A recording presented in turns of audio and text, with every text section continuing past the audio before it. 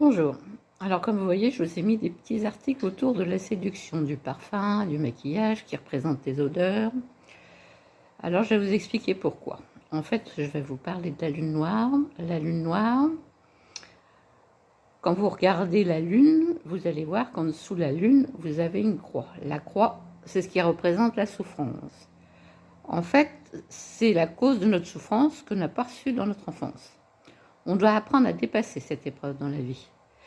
Alors, par exemple, si j'ai Lilith en balance, après on regarde aussi dans quelle maison elle est, je vais avoir des épreuves dans la vie qui vont m'emmener dans les épreuves de séduction, dans les épreuves de tentation, par exemple.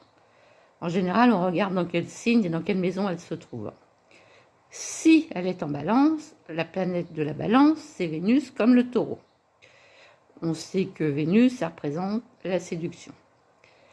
Cette personne, elle a sa maman qui ne... On ne peut pas dire que sa maman soit affirmée, elle ne prenait pas trop soin d'elle, elle ne supportait pas sa féminité. On y trouve souvent, dans les anciennes générations, un fantôme familial, je n'ai pas le droit de séduire, de peur d'attirer le prédateur. On voit souvent des infidélités dans l'arbre, dans les générations d'avant. Les petits-enfants, les enfants en général, vont avoir des complexes de séduction. Les filles n'oseront pas se mettre en décolleté, se maquiller. En fait, elles ne se rendront pas attirantes. Elles ont trop peur d'attirer le regard. Elles ne porteront pas de mini-jupe. Voilà. Aujourd'hui, c'était Lilith en balance.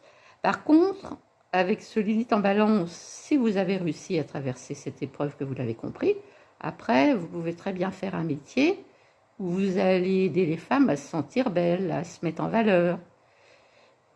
Voilà. Je vous remercie pour votre écoute. Je vous dis à bientôt pour la prochaine lune noire.